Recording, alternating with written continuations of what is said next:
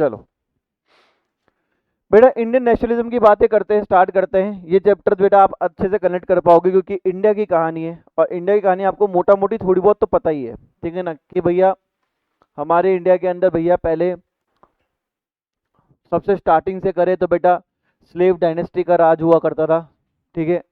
उसके बाद में हमारे पास में मुगल एम्परर का राज हुआ करता था, और मुगल एम्परर से जो हमारे पास में पावर शिफ्ट होती है एक कंपनी के ऊपर, उस कंपनी का नाम क्या होता है, ईस्ट इंडिया कंपनी, ठीक है ना। ईस्ट इंडिया कंपनी, जो ईस्ट इंडिया कंपनी होती है वो बेसिकली इंडिया में आती तो है ट्रेडिंग के हिसाब से कि ट्रेड करेंगे, पर जैसे जैसे वो हमारे राजाओं को हराती है और उस एरिया पे कंट्रोल करती है, तब उनको समझ में आता है कि इंडिया की वेल्थ कितनी ज़्यादा है, और धीरे धीरे वो सोचती हैं कि बेटा हम क्या करते हैं, ऐसी पॉलिसीज लेके आते हैं, ऐसा वॉर सिचुएशन करते हैं जिससे हम क्या करें बेटा,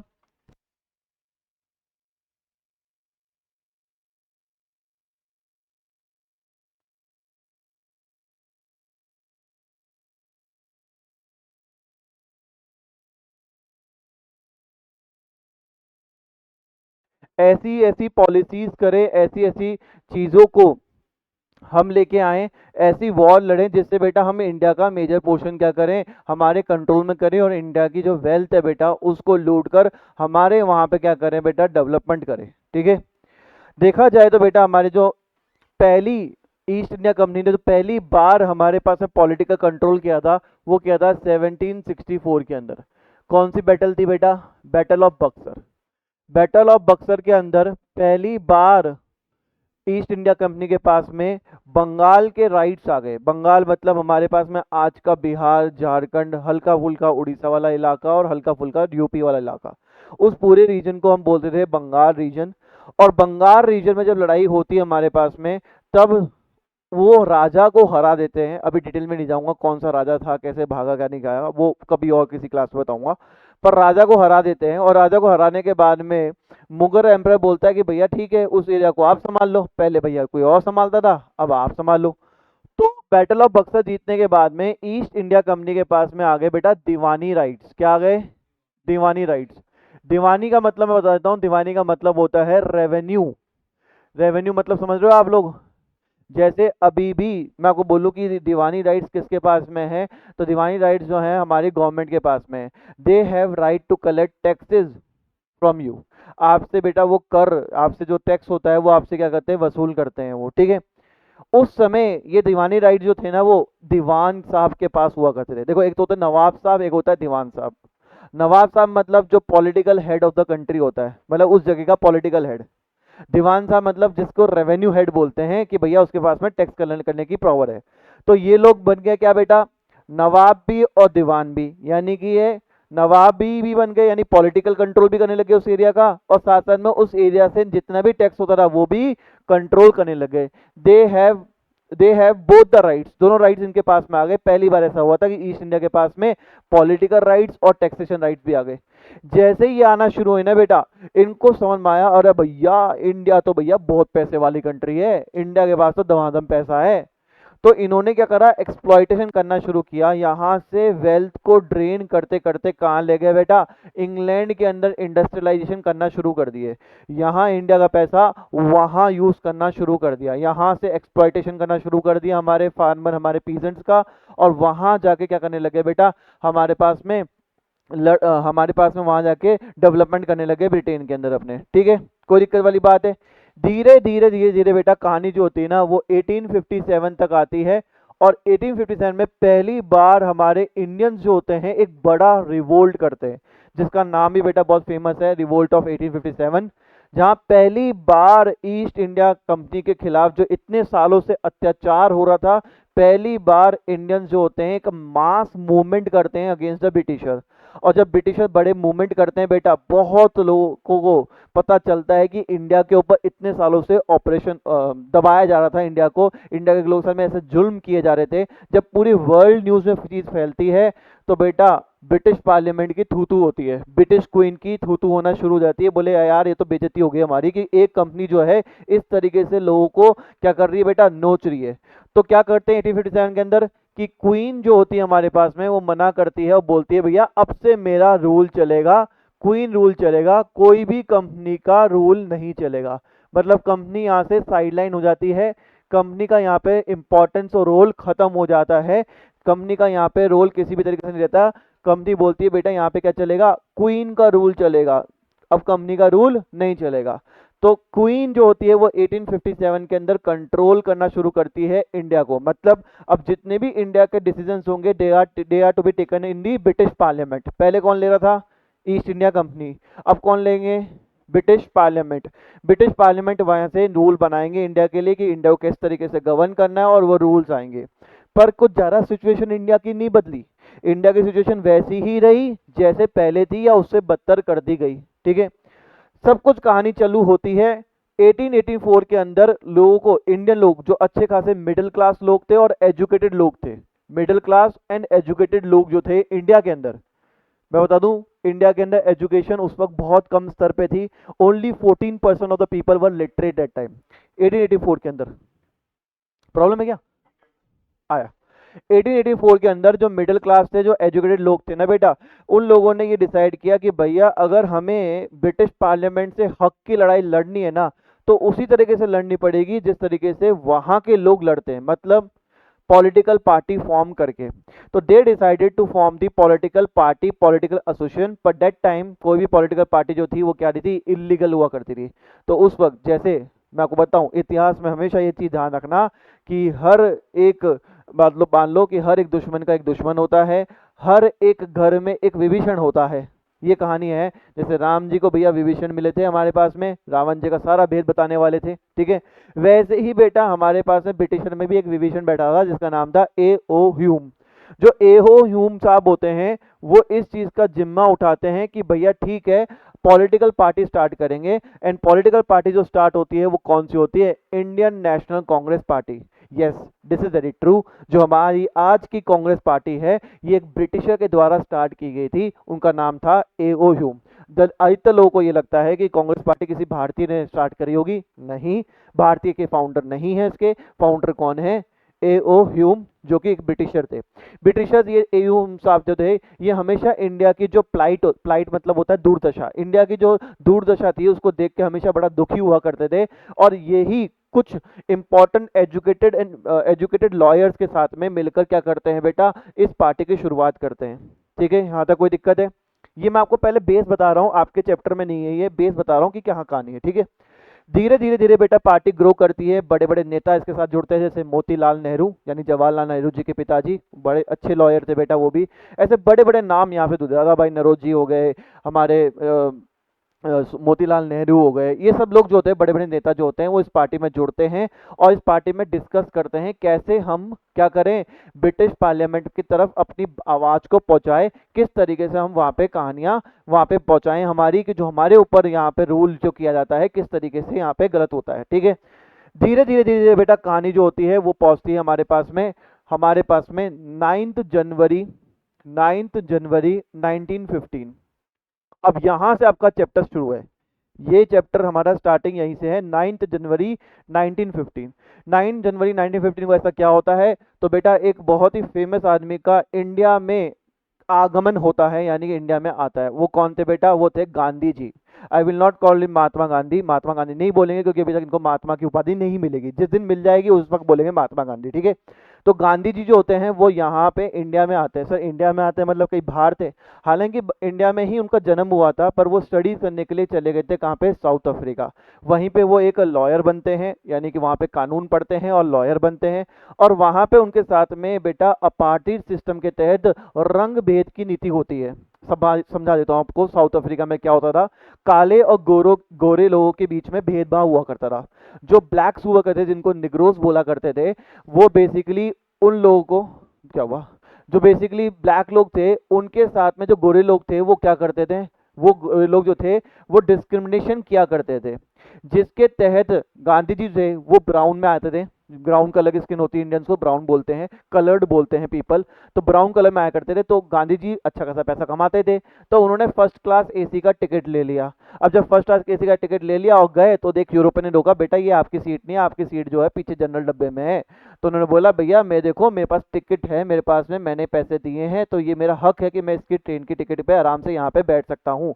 उन्होंने बोला कि भैया ट्रेन की टिकट खरीदने का मतलब ये नहीं कि आपको इस डब्बे में घुसने की इजाजत मिल जाएगी, ये केवल और केवल व्हाइट्स का डब्बा है, आप कलर्ड का पेपर का डब्बा वहाँ जनरल में है। और लात मार के गांधी जी को क्या कर दिया बेटा, धक्का मार के उस यूरोपियन ने क्या कर दिया, नीचे गिरा दिया। जिस बात से गांधी जी जो है वो पूरे इतने ज्यादा से परेशान हुए कि उन्होंने वहां पे एक मूवमेंट चालू किया, और इस अपार्टी सिस्टम में जो ये कहानी थी इसको खत्म कराने के लिए क्या करे, बहुत मास मास मूवमेंट करे। और गांधी जी ने जो हथियार इस्तेमाल किया था, वो हथियार का नाम जो था वो था बेटा सत्याग्रह। कौन सा सत्याग्रह था बेटा, सत्याग्रह। सत्याग्रह जो थे उसके बेसिकली दो मेन प्रिंसिपल थे, दो मेन प्रिंसिपल थे कि भैया हम कभी भी नॉन वायलेंस, हमेशा कभी भी हम वायलेंस का इस्तेमाल नहीं करेंगे, हमेशा हम शांतिपूर्वक ही क्या करेंगे, प्रोटेस्ट करेंगे। और दूसरा इनका जो वेपन का दूसरा एक कह सकते हो दूसरा एक तरीका था, वो था कि भैया हम हमेशा सच्चाई के पार्ट पे ही चलेंगे, हमेशा सच ही बोलेंगे। तो ये दो मेन प्रिंसिपल होते हैं सत्याग्रह के, ये दो मेन प्रिंसिपल को गांधी जी ने स्टार्ट किया था वहाँ का साउथ अफ्रीका के अंदर। काफ़ी बढ़िया तरीके से साउथ अफ्रीका की जनता ने इनका पालन किया, और भैया अपार्टीज सिस्टम को ख़त्म करने में, मैं कह रहा हूँ ख़त्म पूरा नहीं होगा पर काफ़ी हद तक क्या करा, इतना ज़्यादा वाइट्स के ऊपर दबाव डाला कि उन्होंने अपने नियम को चेंज किया। मैं ये नहीं बोलूंगा कि पार्टी सिस्टम पूरा खत्म करके आए थे गांधी जी, नहीं करके आए थे, पर काफी कुछ चेंज किया, बहुत कुछ चेंज किया, और बिल्कुल शांतिपूर्वक बिना वॉयलेंस क्रिएट करे और हमेशा सच्चाई का साथ देते हुए उन्होंने ये चीज को कर लिया। जब ऐसा हुआ तो भैया इसका तो नाम हो गया भैया बड़ा बड़ा।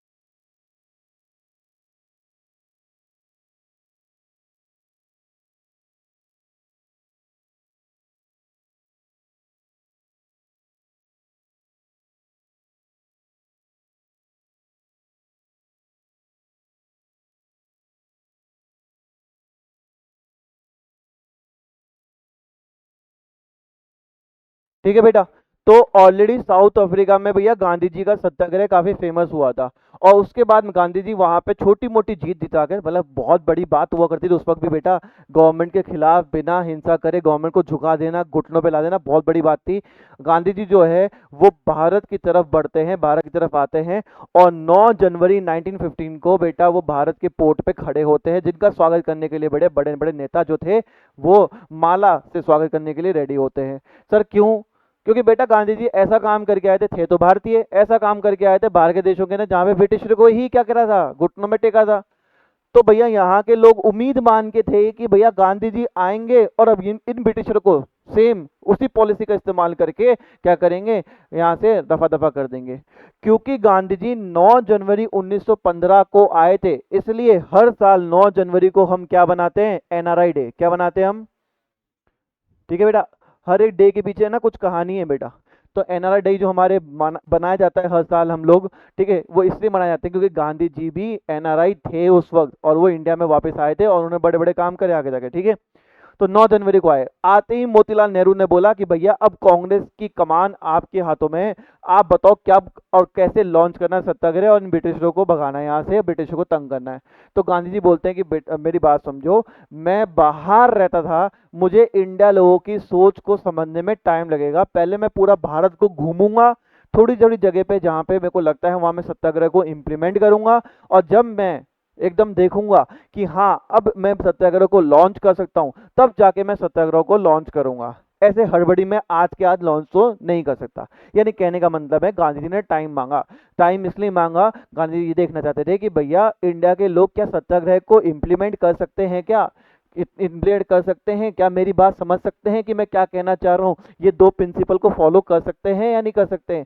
तो गांधी जी वेट कर रहे थे कि भैया मैं मैच में छक्का मारूंगा, अभी प्रैक्टिस के लिए टुक टुक करता हूँ। तो ये चीज को तो गांधी जी ने देख लिया और गांधी चले गए भारत घूमने के लिए। भारत घूमने मतलब ऐसा नहीं कि भैया जाके सीनरी देख रहे हैं, नहीं, लोगों के बीच बैठ रहे हैं, लोगों के बीच में उपदेश दे रहे हैं, लोगों के बीच में समझा रहे हैं कि किस तरीके से मेरा सत्याग्रह मूवमेंट चलता है। जब गांधी जी भारत घूम रहे थे तो गांधी जी को ऐसे ही एक जगह मिली बेटा, डेट आगे बढ़ते बढ़ते आगे बेटा 1917 के अंदर एक जगह मिली जहां पे गांधी जी को लगा कि मैं यहाँ पर एक मूवमेंट चालू कर सकता हूँ। एक्चुअली कौन सा मूवमेंट था बेटा? उसको हम बोलते हैं चंपारण, चंपारण सत्याग्रह मूवमेंट। सर क्या होता है इसके अंदर? तो देखो बेटा, चंपारण सत्याग्रह मूवमेंट जो होता है बेटा, इसके अंदर क्या कहानी होती है कि गांधी जी जो होते हैं बेटा वो घूम ही रहते हैं। बिहार में एक जगह है बेटा जिसका नाम है चंपारण। वहां पे लोग जो थे वो हमारे ब्रिटिशर के खिलाफ में क्या कर रहे थे? मूवमेंट कर रहे थे, मतलब छोटा मोटा मूवमेंट कर रहे थे हमारे पास में चंपारण के अंदर। तो गांधी जी जो होते हैं वहां पर आते हैं और आके देखते हैं बेटा क्या हो रहा है, वहां पे मूवमेंट हो रहा है। और गांधी जी बोलते हैं कि भैया इस मूवमेंट के अंदर मैं भी क्या करूंगा? भाग लूंगा। आप मेरी तरीके से मूवमेंट करो, सत्याग्रह का मूवमेंट करो, लड़ाई झगड़े नहीं करने हैं, अपन को पीसफुली प्रोटेस्ट करना है। और जैसे ही बेटा चंपारण का मूवमेंट गांधी ने चालू किया, बोला कि भैया मैं आज से यहाँ पर चौकी लगा के बैठ रहा हूँ, ना मैं खाऊंगा ना मैं पीऊंगा जब तक ब्रिटिश सरकारें इन वर्कर्स की बात को नहीं सुनती है। और वो बैठ गए। जब बेटा गांधी जी ऑलरेडी फेमस बंदे थे। आप खुद सोचो ना, कोई सेलिब्रिटी इंडिया में आता तो उसकी फोटो खींचने के लिए पापाराजी बैठ जाते ना, career.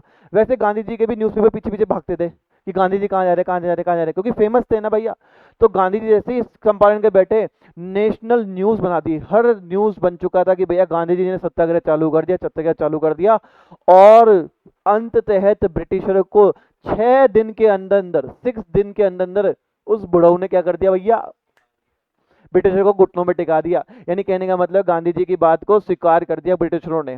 Actually Gandhi ji movement किसका कर रहे थे बेटा? क्या मूवमेंट कर रहे थे? तो बेसिकली चंपारण के अंदर दो चीजों का मूवमेंट हो रहा था। एक तो कहीं ना कहीं ब्रिटिशरी फोर्सफुली प्लांटेशन वर्कर से ये बोल रहे थे कि यहाँ इंडिगो उगाओ आप। और वहां के लोग इंडिगो उगाना नहीं चाहते थे, क्योंकि जो ऑलरेडी उनकी प्लांटेशन चलती थी वो अलग अलग पेड़ों की चलती थी, जो कि उनके सदियों से चलती आ रही थी, उनका जुड़ाव था उन पेड़ों से। तो उसको काट के बोल रहे थे कि इंडिगो उगाओ। और ये लोग जानते थे कि अगर हम इंडिगो उगाएंगे तो ये फर्टाइल लैंड जो है ना, ये पूरी खराब हो जाएगी, हमारा पूरा गांव तबाह कर देंगे, क्योंकि इंडिगो ऐसा प्लांट है जो सारे न्यूट्रिएंट्स खींच लेता है। ठीक है। तो वहां के फार्मर प्रोटेस्ट कर रहे थे कि भैया हम हमें कितना ही मार लो, हम इन पेड़ों को नहीं काटने देंगे। ब्रिटिशर तोले हुए थे कि यहाँ से हम काटेंगे। दूसरा, ब्रिटिशर चाह रहे थे वहां पे रोड बनाना। और रोड बनाने के लिए वो एक सिस्टम का इस्तेमाल करते हैं, बेगार सिस्टम। बेगार सिस्टम क्या होता है? बेगार होता है नाम, बेगार सिस्टम मतलब होता है कि जहां से रोड बनेगी ना, वहां पे जो भी गांव होंगे वहां के वर्कर को आके काम करना पड़ेगा बिना पैसों के। ये स्ट्रिक्ट रूल था। तो इन दोनों के खिलाफ में गांधी जी ने मूवमेंट किया था। अनतहत रोड भी बनाई गई, बेगार सिस्टम के अकॉर्डिंग, पैसे देकर रोड बनाई गांधी जी ने। और ये जो जिद थी ब्रिटिशर्स की कि इंडिगो उगाओ, वो उन्होंने वापस ले ली। और यहाँ पर जो हमारे फार्मर और पीसेंट जो मूवमेंट कर रहे थे वो सक्सेसफुल हो गया। गांधी जी की भैया न्यूज़पेपर में छप गई कि गांधी जी का भैया सत्याग्रह जो है काफी फेमस हो गया। गांधी ने बोला कि चलो बड़ा मूवमेंट करते हैं। तो मतलब लोगों ने बोला सर बड़ा मूवमेंट करते हैं, तो गांधी ने बोला अभी रुक जाओ बेटा, अभी मैंने और जगह टेस्ट नहीं किया। 1918 के अंदर गांधी जी जो होते हैं वो सेकंड टेस्ट बॉल खेलते हैं, ट्रायल बॉल खेलते हैं, एक और मूवमेंट करते हैं। ये मूवमेंट उनके गुजरात में होता है, खेड़ा के अंदर। तो इसको बोलते हैं खेड़ा सत्याग्रह मूवमेंट, खेड़ा सत्याग्रह मूवमेंट। सर ये किस मूवमेंट में, यहाँ पे क्या होता है? तो बेसिकली खेड़ा के अंदर क्या होता है मैं आपको समझाता हूँ कि यहाँ पर है ना हमारे पास में कई सारे प्लांटेशन वर्कर्स होते हैं, वो डिमांड कर रहे थे अपनी वेजेस के हाइक का। सर वेजेस के हाइक का मतलब अपनी जो वेतन होती है, उनको जो तनख्वाह मिलती है उसके अंदर वो बढ़ोतरी चाहते थे, ज्यादा पैसा चाहते थे।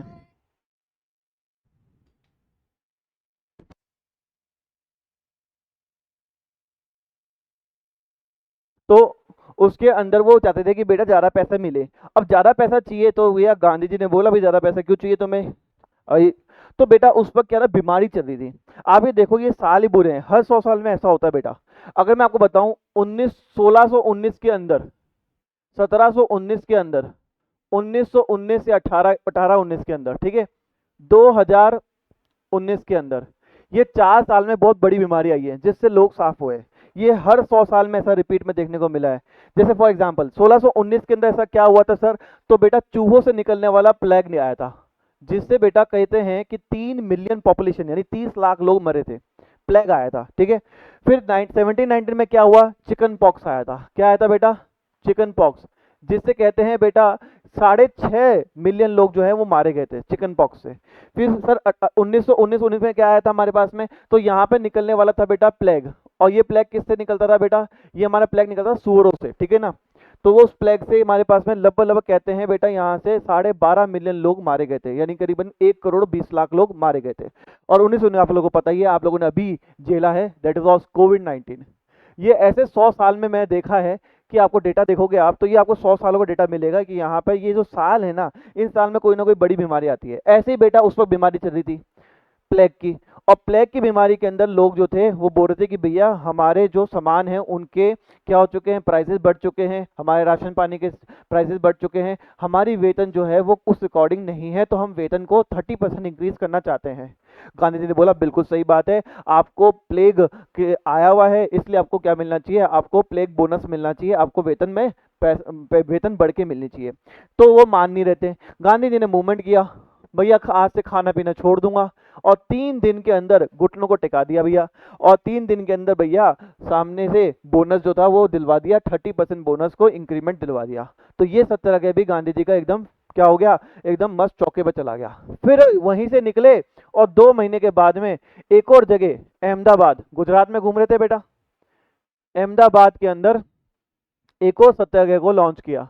ये 3 सत्याग्रह लॉन्च हुए बेटा, ये 3 सत्याग्रह लॉन्च हुआ अहमदाबाद के अंदर। और 1918 के अंदर बेटा गांधी जी ने एक और सत्याग्रह को लॉन्च किया, जहां पे अहमदाबाद के मिल वर्कर्स को सेम चीज पे कि भैया वहां पे प्लेग का बोनस नहीं मिल रहा था, जो कॉन्ट्रैक्टर था उनका, उन्होंने उसके वेजेस को कम कर दिया था, जो वर्किंग कंडीशन थी वो काफी हार्श थी। तो इसके खिलाफ गवर्नमेंट गांधी जी ने मूवमेंट किया, और 4 दिन के अंदर बेटा उस मूवमेंट को भी बेटा गांधी जी ने क्या कर दिया, जितवा दिया मूवमेंट को। अब भैया गांधी जी पूरी तरीके से रेडी हो चुके थे, और हर एक इंसान समझ चुका था भाई साहब बंदे में दम है, कुछ ना कुछ तो दम है भाई साहब, ये बिना कोई लड़ाई झगड़े करे, बिना कोई वायलेंस करे, बिना खून खराबे के, ये सामने वाली पार्टी को क्या कर देता है, घुटनों पे टिका देता है, झुका देता है। और गांधी जी ये 3 मूवमेंट करके कॉन्फिडेंस बढ़ा चुके थे कि भैया इंडिया की पब्लिक भी रेडी है। And Gandhi ji was waiting for one loose ball, एक बॉल जो ब्रिटिशर गलती से उनके ऊपर डाल दे, गलती से लूज बॉल डाल दे और उस पर मैं छक्का मारूंगा, उसी का वेट कर रहे थे। और फिर ब्रिटिशरों ने वही किया जिसका गांधी जी वेट कर रहे थे। Gandhi ji was waiting for one loose ball, और ब्रिटिशरों ने 1919 के अंदर वो लूज बॉल दी in the form of Rowlatt Act. Rowlatt Act Gandhi ji को सॉरी पास किया उन्होंने। सही, ये रॉलेट एक्ट क्या था, तो बेसिकली ये रॉलेट एक्ट के अंदर एक ऐसा प्रोविजन डाला था जिसके तहत ये लगा गांधी जी को कि भैया ये तो भारत के लिए काला कानून है, black law of the Indians. Sir ऐसा क्या डाल दिया इस पे प्रोविजन, तो बेटा रॉलेट एक्ट के अंदर एक प्रोविजन लिखा हुआ था। वो प्रोविजन ये था, पहले उस प्रोविजन को समझाने से पहले आज के प्रोविजन समझाता हूं आपको, ताकि आपको समझ में आए कि किस तरीके से वो प्रोविजन खराब था। सपोज करो बेटा कोई भी एक व्यक्ति है, उसने कोई भी एक ऐसा काम किया जिसके लिए उसको पनिशमेंट मिलना चाहिए, उसको जेल होनी चाहिए। तो क्या करेंगे पुलिस वाले, उसको पकड़ेंगे, और पकड़ के उसको अपने जो सिविल जेल होती है बेटा, 2 टाइप की जेल होती है, criminal jail and civil jail, ठीक है।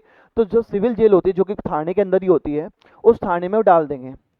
जिस समय उसको पकड़ा गया उसके 24 घंटे के अंदर, 24 वर्किंग आवर के अंदर, ये पुलिस की जिम्मेदारी है, पुलिस की जिम्मेदारी है कि उसको नियरेस्ट मजिस्ट्रेट के पास में लेके जाए, जज के पास लेके जाए 24 घंटे के अंदर, ठीक है।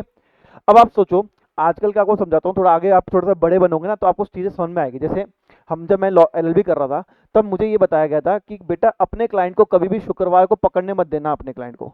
ऐसा लॉ में इसलिए बोलते हैं क्योंकि अगर शुक्रवार को पकड़ा गया, वो सपोज करो कभी पुलिस वाले हैं, शुक्रवार की रात को उन्होंने पकड़ लिया और लिया है अपने थाने में, तो शनिवार है उनके पास में non working day of magistrate, Sunday छुट्टी, सैटरडे को भी छुट्टी होती है मजिस्ट्रेट की, संडे को छुट्टी होती है, मंडे को जाके उसकी सुनवाई होगी, और सैटरडे संडे को उसको भैया इतना मारेंगे 3rd डिग्री तक देंगे कि वो टूट जाएगा। और वहां जाके तो फिर मजिस्ट्रेट के सामने बोलना ही है कि हाँ भैया मैंने किया था, चाहे उसने करो ना करो। इसलिए हमें बोला था एलएलबी के अंदर, एडवोकेट के अंदर ये बोला जाता था कि बेटा कभी भी अपने क्लाइंट को शुक्रवार को मत पकड़ने देना, क्योंकि शुक्रवार को पकड़ा ना तो आपको बेल मंडे को मिलेगी, बेल आपको मंडे मिलेगी, मजिस्ट्रेट के बाद मंडे को पहुंचेगा, और ये सैटरडे संडे को पुलिस वाले बहुत बुरी तरह से धोखाधड़ी करेंगे, आपको जेल में खूब बुरी तरह से मारेंगे, ठीक है। तो यह कहानी हुई थी, समझ में आया आप लोगों को? तो यहाँ तो 24 घंटे की बात थी। पता है उन्होंने क्या बोला? उन्होंने बोला कि भैया हम आपको जेल में डालेंगे, हम आपको जेल में डालेंगे, और जेल डालेंगे without any trial for 2 years, trial for 2 years. और ये जो चीज हुई ना, ये बड़ी खतरनाक थी इस पूरे एक्ट में। ये जो प्रोविजन था वो बहुत खतरनाक। सपोज करो कि आपको कोई उठा ले और 2 साल तक जज के पास लेके नहीं जाए, और 2 साल में तो भैया आपके क्या क्या कर सकता है वो समझो, पुलिस वाले में क्या पावर होती है। आप अंदर जेल में हो, दमादम मारेगा, रोज सुबह शाम 2 बार मारेगा। समझ में आया आप लोगों को?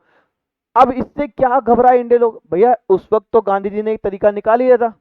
अब कल को गांधी जी को इसी एक्ट के दौरान इनको इम्प्रिजमेंट ले जाए और 2 साल में इसको खूब धोए पकड़ के, और 2 साल जैसे ही खत्म होने वाले हो, जज के पास लेके जाना हो, छोड़ दे, फिर उस दिन सुबह शाम को फिर ले लें, फिर 2 साल फिर धोएं, फिर जैसे 2 साल होने वाले हो फिर छोड़ दें, फिर नहीं आए फिर धोएं, ठीक है। इस तरीके से प्रोविजन बना दिया। तो ये जो ऐसा था, इसलिए गांधी ने बोला कि भैया ये तो क्या है, ब्लैक लॉ, काला कानून है ये तो, भैया आपने कुछ नहीं है, आपने ह्यूमन राइट्स का वॉयलेशन किया है ये कानून बनाकर, ये ह्यूमन राइट्स नहीं है। अगर मान लो कोई भी एक आरोपी है तो उस आरोपी को भी जज के सामने प्रेजेंट होने का अधिकार होता है, जज ही उसकी सुनवाई करेगा, आप पुलिस वालों के पास में इतनी ताकत नहीं है कि आप उसकी सुनवाई कर दो, ठीक है। तो ये हमारे गांधी जी ने बोला। और इसके खिलाफ में ये जो लूज बॉल दी थी, इसके खिलाफ में गांधी जी ने बोला कि अब मैं इसके खिलाफ में पूरे इंडिया के अंदर सत्याग्रह लॉन्च करूंगा। और गांधी जी ने 6 मार्च 6 मार्च 1919 को लॉन्च किया सबसे बड़ा mass movement, that was Rowlatt Satyagraha.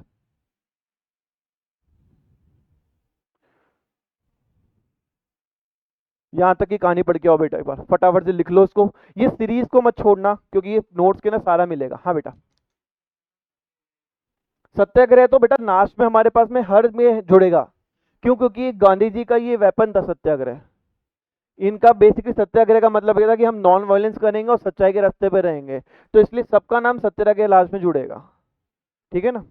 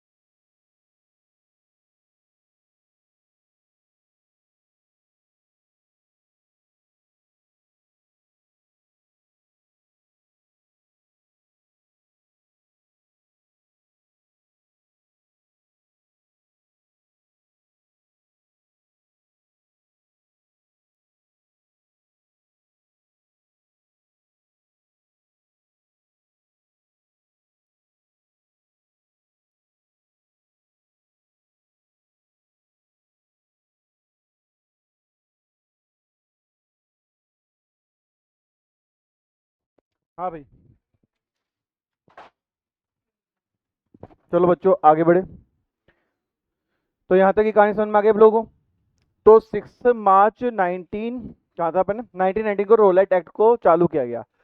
Roulette act पे क्या किया गांधी जी ने? गांधी ने बोला भैया कि मैं जगह जगह भारत में घूमूंगा, जगह जगह जाऊंगा भारत के अंदर, और वहां के लोगों को मैं ये बताऊंगा कि इसमें करना क्या है। ठीक है, जैसे फॉर एग्जांपल आपने देखा होगा आजकल के पॉलिटिशियन करते क्या है कि भैया यहाँ पे रैली है, वहां पे रैली है, इधर रैली है, उधर रैली है, ऐसे रैलीज वगैरह ऑर्गेनाइज करते हैं।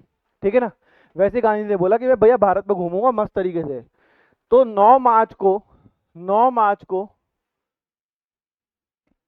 ब्रिटिशर ने जब देखा कि भैया गांधी जी इस तरह का मूवमेंट कर रहे हैं, तो 9 मार्च को ब्रिटिशर ने ये बोला कि गांधी जी आपका दिल्ली में आना प्रोहिबिटेड है।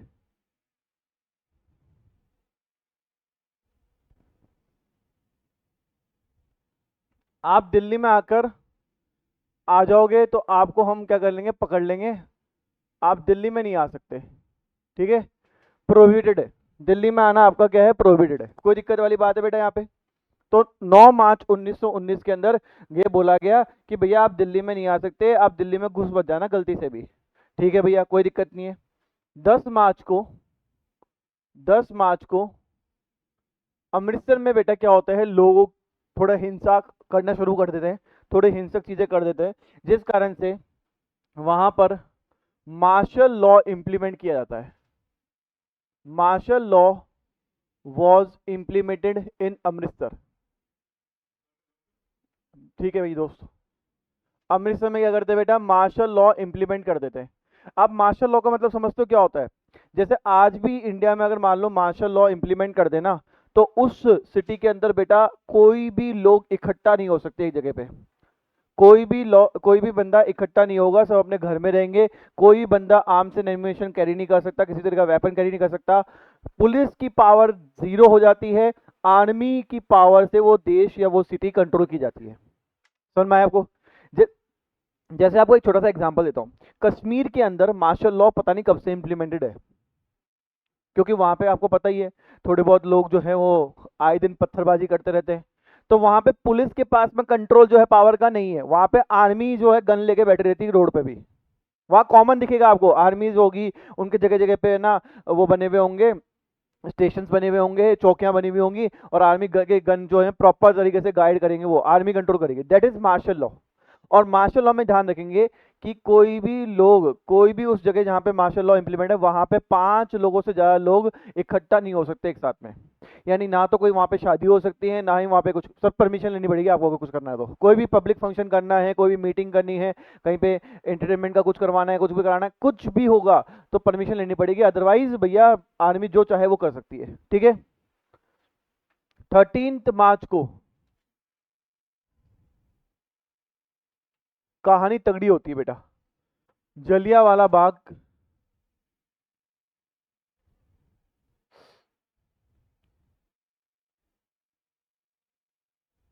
मैसेकर। ठीक है भैया, जलियांवाला कांड, जलियांवाला बाग का कांड आपने सुना ही होगा, जो कि 13 मार्च 1919 को होता है। होता क्या है कि गांधी जी जो थे ना बेटा, मैं आपको बता चुका था कि वो बोल रहे थे कि भैया मैं देश देश में अलग जगह पे घूमूंगा। गांधी जी जो थे उनका प्लान था कि 13 मार्च को मैं आऊंगा अमृतसर के अंदर, और अमृतसर के अंदर मैं क्या करूंगा, अनशन को वहां पे लोगों को बताऊंगा किस तरीके से अनशन करना है, वहां पे मैं मीटिंग करूंगा। पर गांधी जी को दिल्ली पे क्या करा गया भैया, 9 मार्च 19 को गांधी जी को प्रोहिबिट कर दिया, एंट्री प्रोहिबिटेड। और 10 मार्च को बेटा गांधी जी को अरेस्ट भी कर लिया था, यहाँ पे लिख लो, अरे गांधी जी वॉज अरेस्टेड। हरियाणा के गांव से गांधी जी को अरेस्ट कर लिया गया था। गांधी जी पूरी अपने जीवन के अंदर 11 बार अरेस्ट होंगे। ठीक है ना? गांधी जी को अरेस्ट कर लिया गया। अब जब गांधी जी को अरेस्ट कर लिया गया, लोगों को पास से पता नहीं थी इंफॉर्मेशन, वो सोचे कि भैया ठीक है गांधी जी आएंगे। और दूसरा, बैसाखी का फंक्शन चल रहा था। तो बैसाखी के फंक्शन, फेस्टिवल ऑफ हार्वेस्ट होता है। ठीक है, हार्वेस्ट अभी निकलता है ना पंजाब में, मार्च के टाइम पे हार्वेस्ट होता है, कटाई होती है।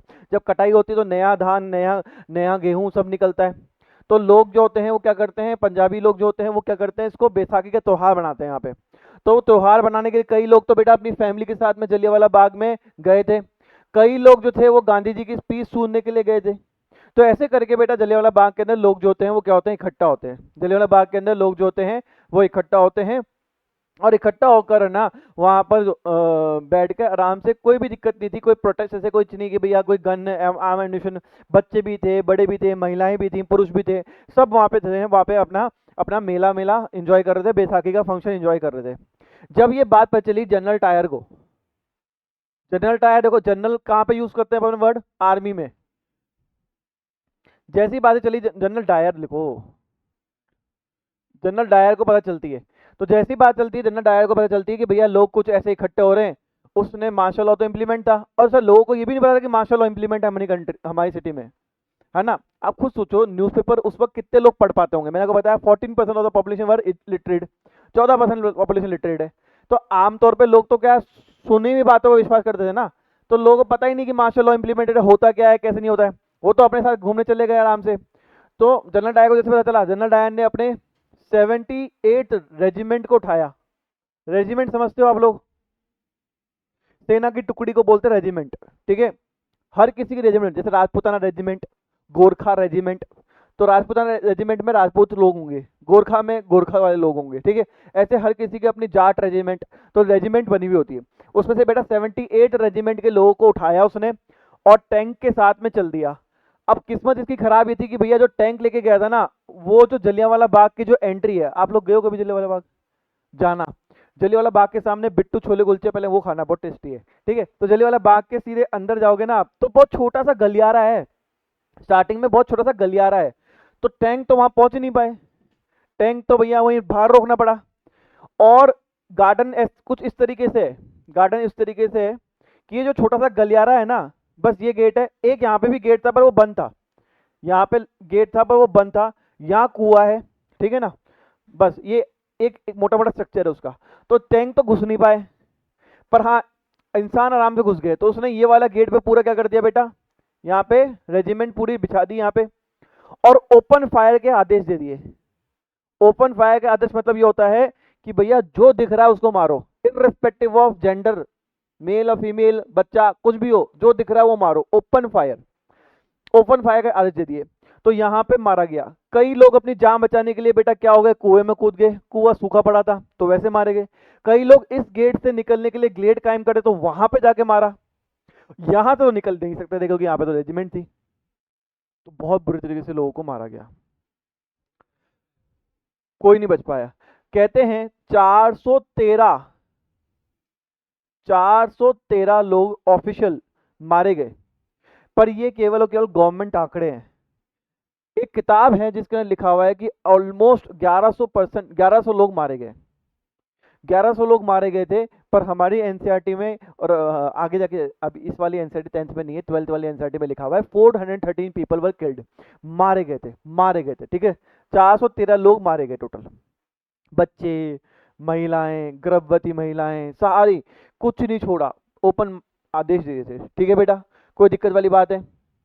जब ये कांड हुआ ना, गांधी जी की दिल को बहुत ठेस पहुंची, जेल में थे गांधी जी, और जब ये कांड सुना ना, गांधी जी का दिमाग खराब हो गया, गांधी जी का इतना दिमाग खराब हो गया, बोले भाई साहब इतना बुरा इनह्यूमन ट्रीटमेंट कहीं नहीं हो सकता।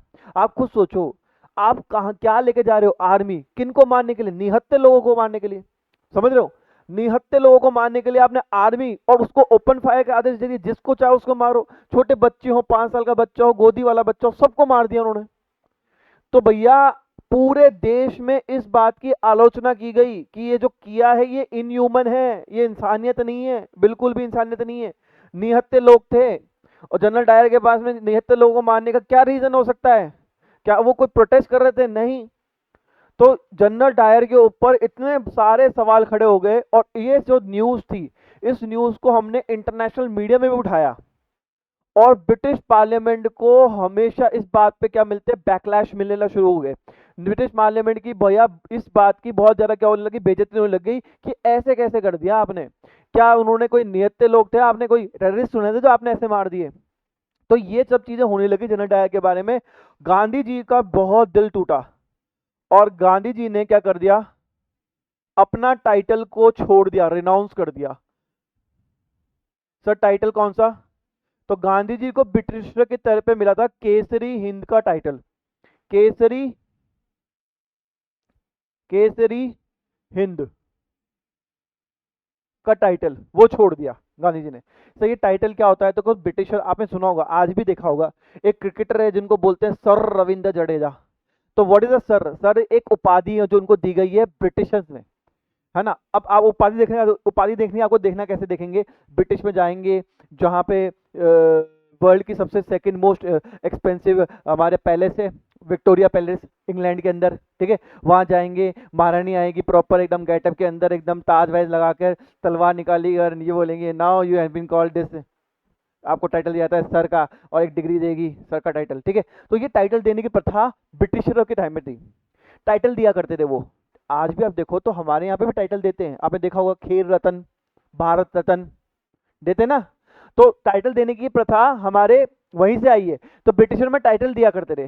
तो ऐसे जब ये हमारे गांधी जी आए थे, इंपॉर्टेंट पर्सनैलिटी है, तो मतलब ब्रिटिशरों ने गांधी जी को टाइटल दिया था केसरी हिंद का। क्या दिया था? केसरी हिंद। और इस बात से हमारे रविंद्रनाथ टैगोर, उन्होंने भी एक चीज करी। रविंद्रनाथ टैगोर, जानते हो ना रविंद्रनाथ टैगोर?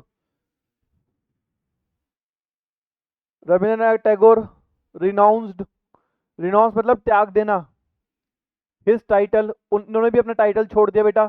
और उनका टाइटल क्या था बेटा? नाइटहुड। उनको दिया था नाइटहुड का टाइटल, नाइटहुड का टाइटल क्यों दिया था? भैया रविंद्रनाथ टैगोर भैया छोटे मोटे आदमी नहीं थे, लिटरेचर के भाई साहब बादशाह थे। मैं तो कहता हूँ टैगोर फैमिली थी बहुत स्मार्ट, सब के सब एक से एक बड़े धुरंधर, 7 लोग थे बेटा टोटल इनकी फैमिली में, 3 बहनें 4 भाई, और सबके सब गजब आदमी भाई साहब। रविंद्रनाथ टैगोर का तो भाई मुकाबला नहीं लिटरेचर में, भैया उन्होंने बहुत ज्यादा, मतलब इनको शेक्सपियर ऑफ इंडिया बोला जाता है भाई, ठीक है। बहुत ज्यादा इनकी नॉलेज थी इंग्लिश के बारे में। इनकी बहन थी वो फर्स्ट वो बनी थी होम मिनिस्टर ऑफ इंडिया। इनका भाई था अबिंदरनाथ टैगोर, भाई साहब पढ़ाई लिखाई में बहुत अव्वल था, उसने ब्रिटिशर को बहुत बढ़िया रैंक पे पहुंचा था, फिर वहां से छोड़ा था उसने। सत्यनारायण टैगोर 19 साल का लड़का, इंग्लैंड जाकर आईसीएस का exam Indian civil service clear करके आ गया था, 19 साल का लड़का। इतने खतरनाक फैमिली थी भैया, एक फैमिली बहुत तगड़ी है। तो रविंद्रनाथ टैगोर जैसे बेटा, इन्होंने भी क्या कर दिया, अपना नाइटहुड का टाइटल जो है त्याग दिया। नाइटहुड का टाइटल क्यों मिला था? क्योंकि इनको बेटा पीस प्राइज मिला था, world literature, sorry world literature prize मिला था इनको पूरा। तो वर्ल्ड लिटरेचर प्राइज मिला था पूरे इंडिया, पूरे वर्ल्ड के अंदर बहुत इंडिया का नाम रोशन किया। तो इनको ब्रिटिशरों ने टाइटल दिया था नाइटहुड का। तो जब ये कहानी हुई ना, तो नाइटहुड का त्याग दिया इन्होंने टाइटल। और जब ये बात हुई ना सर, ये इंटरनेशनल मीडिया में हाईलाइट हुई, क्योंकि आज तक कभी ऐसा नहीं हुआ था कि भैया ब्रिटिश का टाइटल लोग ऐसे छोड़ के जा रहे हैं, बोले तुम अपना टाइटल अपने पास रखो। बहुत बड़ी बात हो गई बेटा। तो जब ये बहुत बड़ी बात हुई ना इंटरनेशनल मीडिया में, भाई साहब बहुत थूथू हुई, ब्रिटिशर की बहुत थूथू हुई, बहुत थूथू हुई। गांधी जी ने इस मूवमेंट को 13 मार्च को ही रोक दिया। Gandhi ji, Gandhi ji stopped stopped this movement, और गांधी जी ने इस मूवमेंट को स्टॉप कर दिया, इस मूवमेंट को रोक दिया कि भैया ठीक है, अभी इस मूवमेंट को यहीं पूर्ण विराम देते हैं, ये मूवमेंट को आगे लेके जाने का मतलब नहीं है, ठीक है ना, क्योंकि इतना बड़ा कांड हो गया, हमने वॉयलेंस उम्मीद नहीं की थी, वॉयलेंस हो गया, तो इस मूवमेंट को वहीं पे कॉल ऑफ कर दिया गया, मूवमेंट को रोक दिया गया। कोई दिक्कत है बेटा यहाँ तक अपन को? कोई परेशानी है? अरे रॉलेट सत्याग्रह, रॉलेट सत्याग्रह चल रहा था ना, भूल गए कहानी में, वो सब रोक दिया। हाँ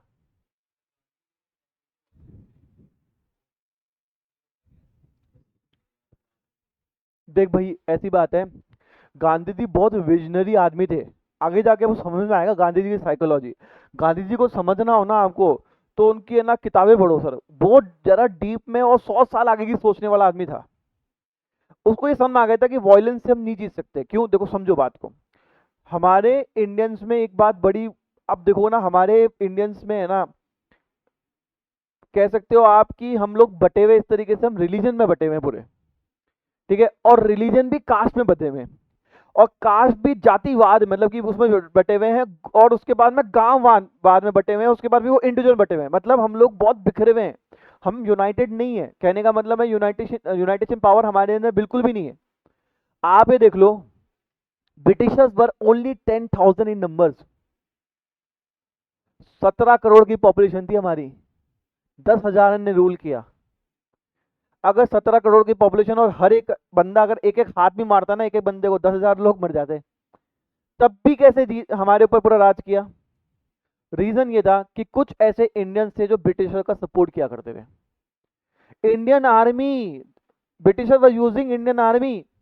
जो सोल्जर्स थे वो कौन थे? इंडियंस। जिन्होंने गोली चलाई वो कौन थे? इंडियंस थे। ब्रिटिशर होने थे। दे वर फॉलोइंग द रूल्स, पर अगेंस्ट हुम? इंडियंस। तो बेसिकली वही तो चीज है, इंडियन आर्मी, उनको तनख्वाह से मतलब था, सामने कौन मर रहा है वो नहीं पता उनको। तो यही तो चीज थी बेटा, जिस दिन ब्रिटिश ने देख लिया ये चीज, क्या ये तो अपने लोगों को मारने को रेडी है, इनको पैसा दो बस। और आज भी ये कहानी है बेटा। आज कौन सी चेंज होगी? आज भी कौन सी चेंज हो गई? आज भी ये कहानी है, ठीक है। तो गांधी जी का नॉन वायलेंस आई थिंक सबसे बेस्ट तरीका था, जितना मेरे को लगता है, साइकोलॉजी मैंने पढ़ी है। गांधी जी 100 ईयर आगे की सोचने वाले व्यक्ति थे। आगे जाके 1932 के अंदर, 1935 के अंदर बी आर अम्बेडकर से लड़ाई होगी ना, तब आपको इस बात को समझाऊंगा कि गांधी जी 100 साल के आगे क्यों सोच सकते थे, ठीक है। वायलेंस रोकने के लिए तो बेटा ये किया, वायलेंस रोकने के लिए गांधी ने मूवमेंट को स्टॉप कर दिया, वरना जगह जगह पे वायलेंस होता। इसका बदला लोग नहीं लेते क्या? बताओ, लेते? इसका बदला लोग लेते नहीं, तो गांधी जी ने मूवमेंट को स्टॉप करा दिया, बोले नहीं भैया आप कॉल ऑफ कर रहे हैं, मूवमेंट को बंद करो, आगे बढ़े नहीं। और गांधी जी वेट करने लग गए कि अब कोई ऐसा मूवमेंट आएगा या कुछ ऐसी चीज करूं जिसके अंदर मैं इस मूवमेंट के अंदर और जरा हाई लेवल पे ले जाऊं, नेक्स्ट लेवल पे, ठीक है। मूवमेंट स्टॉप कर दिया। अब गांधी जी किस चीज का वेट करने लग गए? गांधी जी वेट करने लग गए कि भैया अब कोई दूसरा ऐसा मूवमेंट करें हम, जिसके अंदर हम लोग मुस्लिम वालों को भी क्या कर सकें, ले सकें। मतलब क्योंकि इस मूवमेंट के अंदर हमने देखा कि जितने मुस्लिम कम्युनिटी थी ना, दे वर नॉट पार्टिसिपेटिंग, वो पार्ट नहीं ले रही थी। अब गांधी जी ने ऐसा देखा कि यार वो पार्ट नहीं ले रही है और मुस्लिम के बिना हम जीत नहीं सकते, तो गांधी जी को लगा कि भैया मुस्लिम को भी लेना ही जरूरी होगा। जितना हिंदू को हम लेके चल रहे हैं उतना मुस्लिम भी इस मूवमेंट में जुड़ जाए तो भैया काफी ज्यादा प्रेशर पड़ेगा, क्योंकि कुछ एरिया मुस्लिम डोमिनेटेड थे, खासकर Bengal. Bengal was purely dominated by Muslim population, Punjab purely dominated by Muslim population. तो हम जब तक इन लाहौर, पंजाब, सिंध और बंगाल को नहीं लेके चलेंगे तो हम पूरे इंडिया में एक मास मूवमेंट क्रिएट नहीं कर सकते। तो गांधी जी वॉज वेटिंग कि ऐसा कोई मूवमेंट आए जहां पे मैं मुस्लिम्स को भी क्या कर सकूं, साथ में लेकर मूवमेंट कर सकूं। और गांधी जी के झोले में एक मूवमेंट आता है, दैट इज नोन एज खिलाफत मूवमेंट। खिलाफत मूवमेंट स्टार्ट हुआ था 1918 के अंदर, सॉरी 1919 में। हालांकि इसका 28 दिसंबर 1918 है, बट आप लोग बुक में 1919 लिखा हुआ है तो मैं 1919 लिखूंगा, ठीक है। खिलाफत मूवमेंट, सर ये क्या मूवमेंट था? समझो बात को, बहुत डिटेल में बात आएगी, देखना भाई, समझना। आपको थोड़ा मुस्लिम कम्युनिटी के बारे में पता होना चाहिए।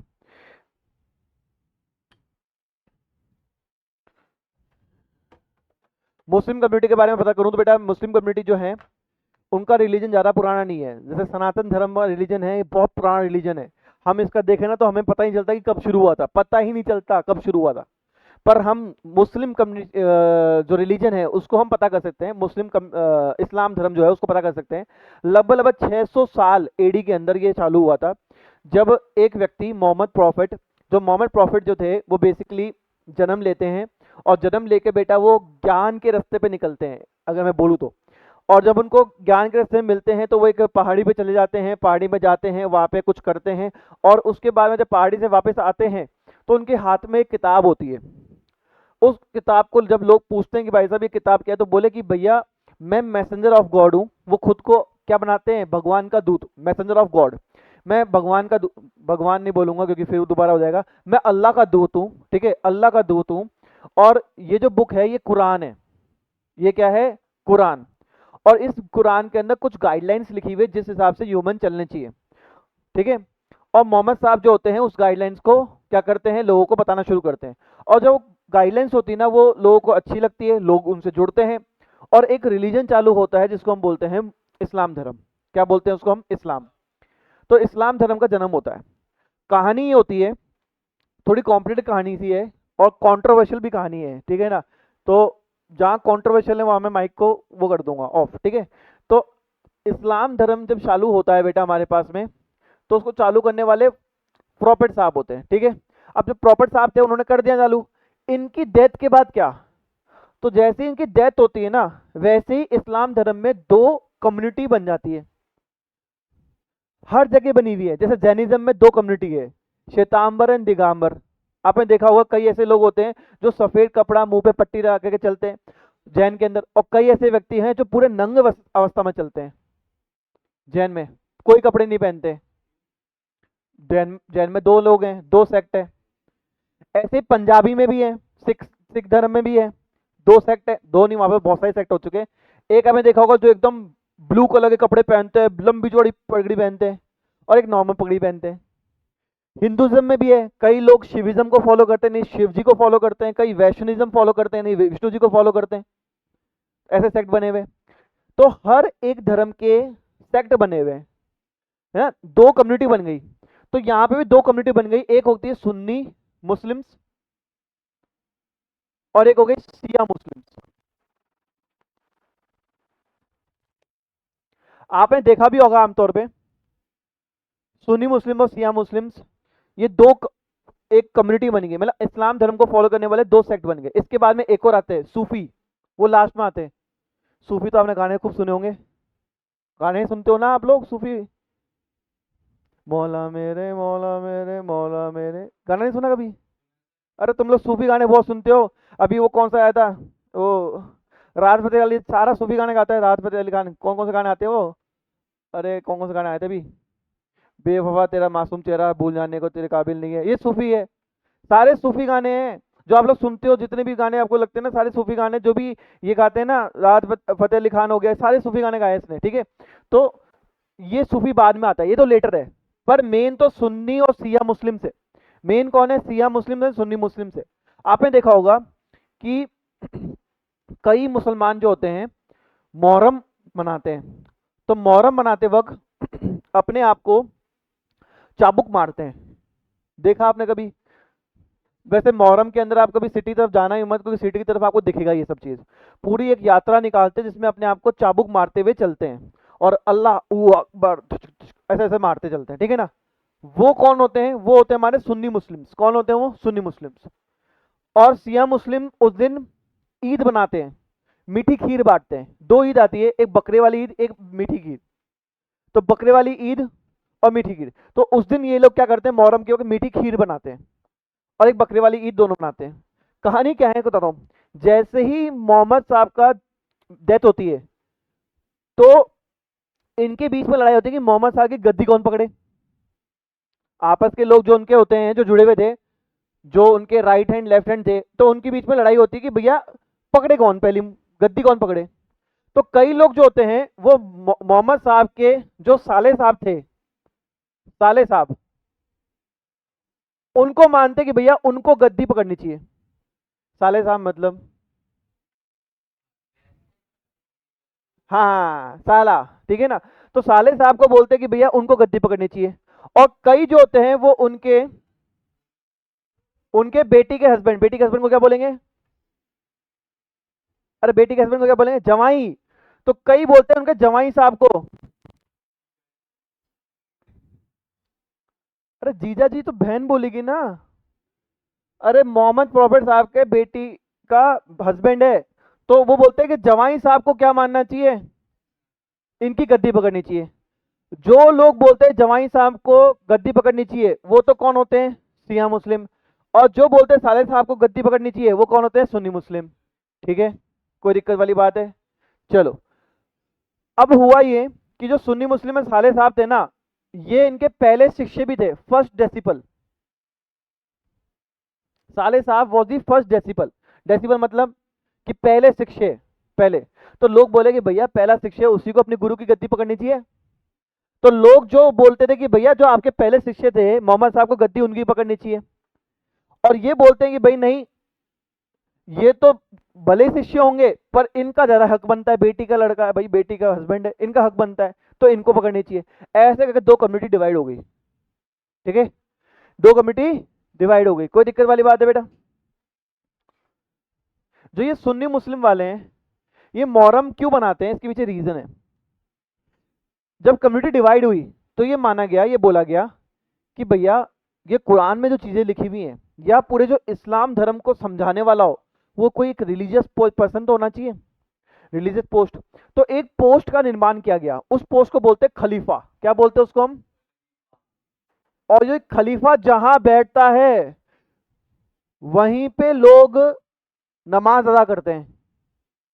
समझ रहे हो आप लोग? जैसे इंडिया में वेस्ट साइड है खलीफा, ईरान में बैठता है, सऊदी अरेबिया में, तो जितनी भी नमाज पढ़ी जाएगी वो वेस्ट साइड पढ़ी जाएगी इंडिया में। पर चल जाओगे यूएसए में तो वहां पढ़ी जाएगी ईस्ट में। समझ लो लॉजिक? अरे थोड़ा धर्म सिखा रहा हूं, आप लोगों को नहीं पता होता है। मैं समझाता हूं। जैसे बेटा समझो, हमारे धर्म के अंदर, सनातन धर्म के अंदर कई ऐसे रिलीजियस गुरु हैं जिनको जानते हो आप लोग। अरे प्रेमानंद महाराज को तो जानते ही जानते होंगे सब के सब। तो वो क्या है, रिलीजियस पोस्ट है उनके पास में, प्रेमानंद महाराज के पास में, वो ज्ञान बांटते हैं उसके बारे में। ऐसे ही हमारे पास में कई ऐसे सिद्ध बाबा होंगे जो कि हमारे रिलीजियस पोस्ट में होंगे। एक वो है ना, उनका नाम भूल गया मैं यार, जिन्होंने राम जी के, क्या नाम था भूल गया यार।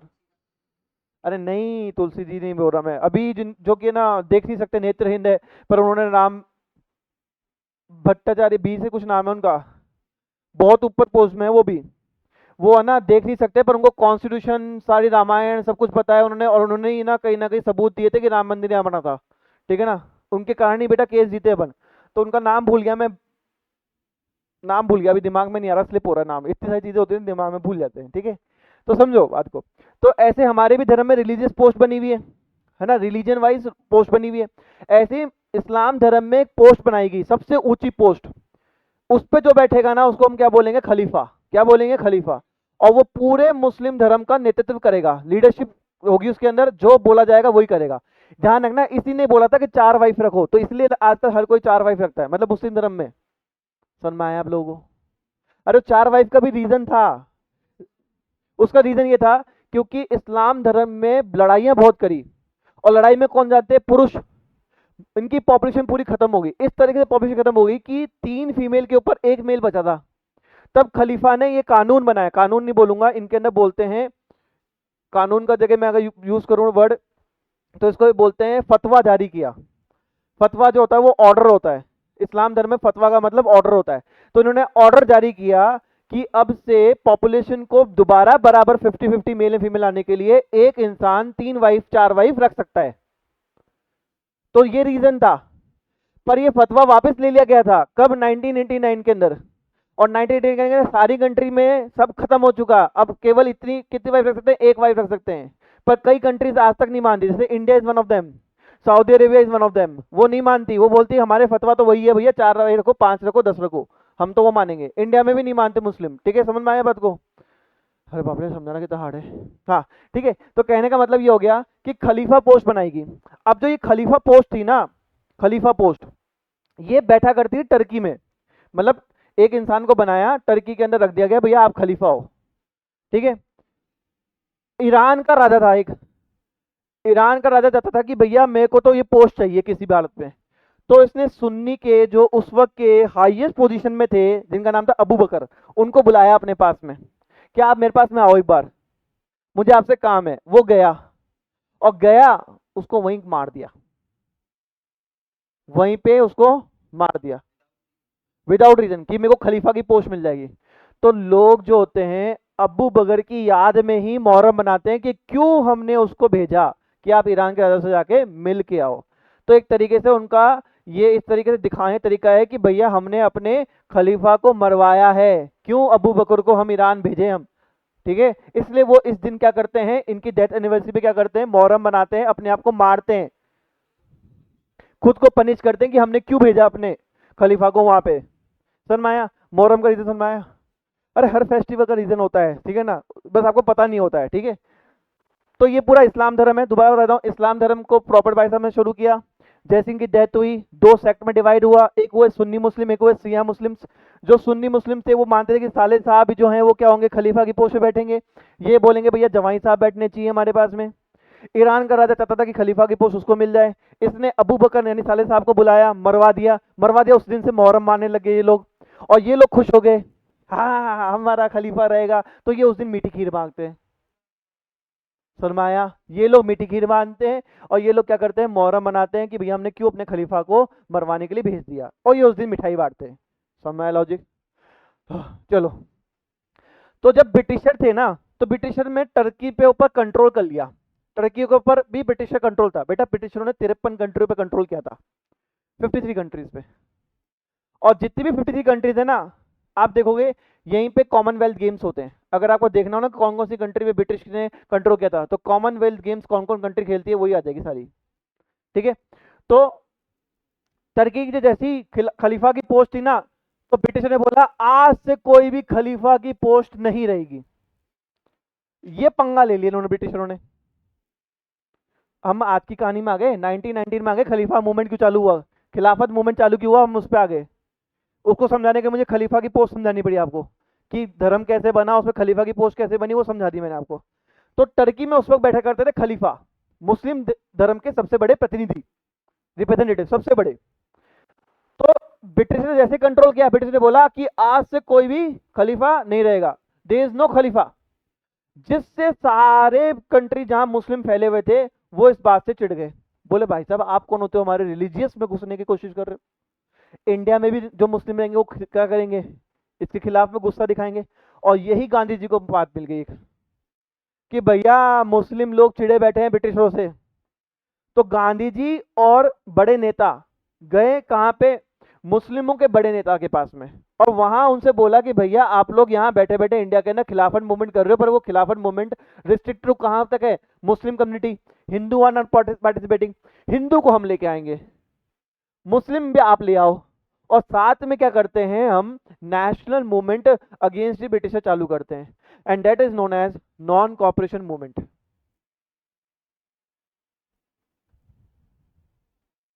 भैया स्कूल में कोई भी इतना डिटेल में नहीं पढ़ाता, पहले बता दूं मैं आपको, ठीक है ना।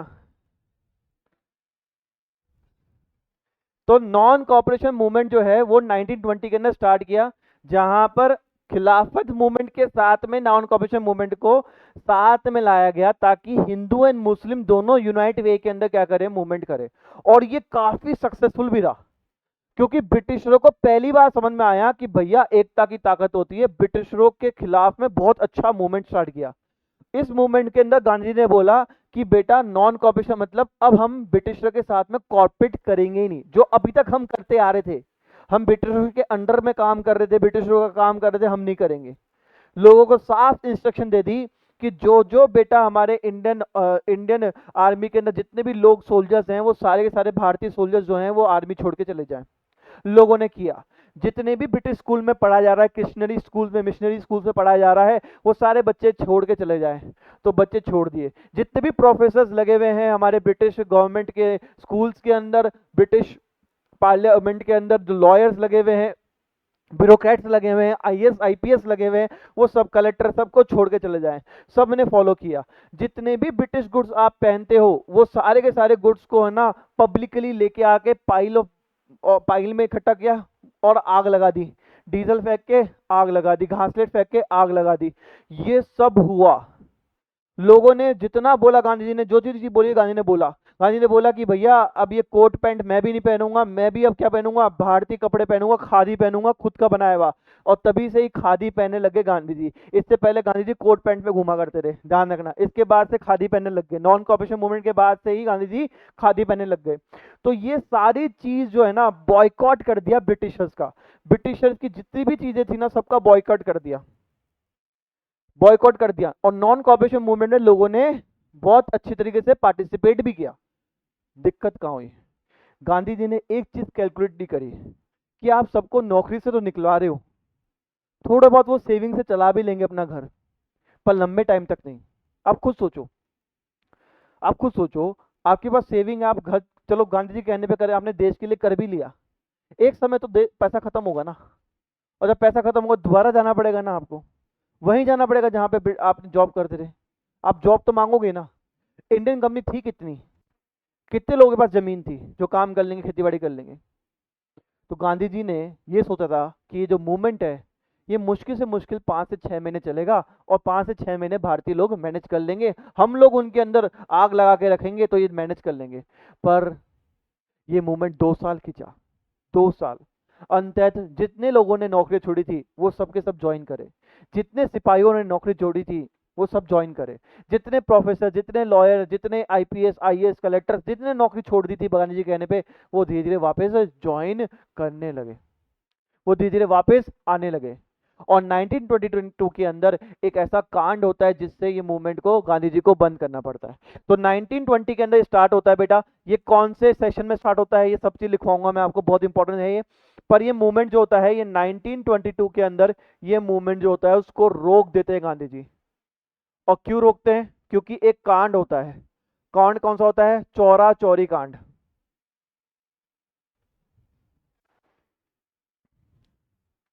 चौरा चोरी कांड, चौरा चौरी कांड। चौरा चौरी कांड क्या होता है बेटा? तो बेसिकली दिल्ली से आगे गोरखपुर पड़ता है, गोरखपुर के अंदर बेटा एक जगह है जिसका नाम है चौरा चौरी। वहां पे एक पुलिस थाना होता है। क्या होता है बेटा? पुलिस थाना, पुलिस स्टेशन। वहां पे कुछ हमारे नौजवान लोग जो होते हैं वो जाते हैं और बॉटल में जले बम जो होते हैं, बॉटल वाले बम मतलब कि बॉटल जो होते हैं उसमें ग्रासलेट भरा हुआ होता है और उसके ऊपर आग लगा कर वो पुलिस थाने में छोड़ देते हैं, जिस कारण से पुलिस थाना जो होता है, हाँ, जिस गेम खेल लो कितने ही, ठीक है, वो फेंक देते हैं उसके अंदर, जिस कारण से पुलिस थाना जो होता है जल जाता है, जिसके अंदर 27 पुलिसकर्मी, 27 पुलिसमैन वो जल जाते हैं और उनकी डेथ हो जाती है, including some of the Indians also. कुछ इंडियंस भी मरते हैं, कुछ ब्रिटिशर्स भी मरते हैं, जिसके तहत गांधी जी बोलते हैं कि भैया ये कांड जो है अब बहुत ज्यादा क्या हो चुका है, वायलेंस क्रिएट कर चुका है, तो अब इस मूवमेंट को बंद करते हैं। और मैं सच बताऊं, it was the only reason कि हम ये बोल सकते हैं कि हाँ ठीक है इस कारण से गांधी जी ने बंद किया, पर देखा जाए तो कहीं ना कहीं मूवमेंट ठंडा हो चुका था। 2 साल में मूवमेंट ठंडा नहीं होगा क्या?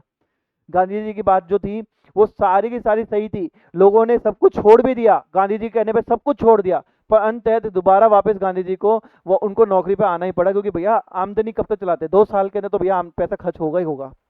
घर घर बार कैसे पालेंगे बच्चे, बच्चे कैसे ट्यूशन में जाएंगे, मतलब ट्यूशन क्या, कोचिंग में कोचिंग क्या, स्कूल में जाएंगे, यूनिवर्सिटी में जाएंगे, कैसे करेंगे? तो ये सब के लिए क्या करा गया, छोड़ा गया भैया कि भैया अब छोड़ देते हैं, कोई मतलब नहीं है, 1922 के अंदर स्टॉप हो चुका। कोई दिक्कत है बेटा? हाँ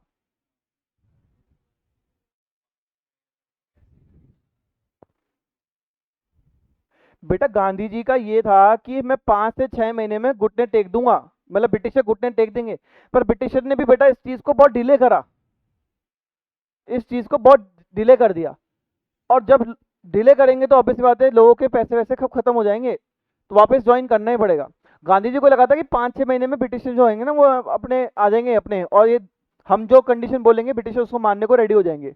बट नहीं मान पाए ब्रिटिशर जो थे ना, उन्होंने क्या करा बेटा, उसको लंबा खींच दिया मूवमेंट को, और लंबा खींच दिया तो भैया ऑब्वियस सी बात है, justice delayed and justice denied, मतलब कि जितना आपने लंबा खींचा आपको जस्टिस मिलेगा ही नहीं। तो वही चीज वाली कान हो गई यहाँ पे, ठीक है? यहाँ तक कोई दिक्कत है भैया? अभी तक कहानी में 1922 के अंदर मैंने आपको बस बेसिक चीजें समझाई है, ठीक है ना? पूरी इस कहानी सीरियल वाइज चलेगी, आगे जाके मूवमेंट खत्म हो जाने के बाद में 1927 के अंदर साइमन कमीशन आएगा। साइमन कमीशन आएगा तो 1929 के खिलाफ में मूवमेंट करेंगे। फर्स्ट राउंड टेबल आएगी, सेकंड राउंड टेबल आएगी, थर्ड राउंड टेबल आएगी, फिर बी आर अम्बेडकर और गांधी जी का पूना पैक्ट होगा। फिर उसके बाद में हमारे सेकेंड वर्ल्ड वॉर 1939 आएगी।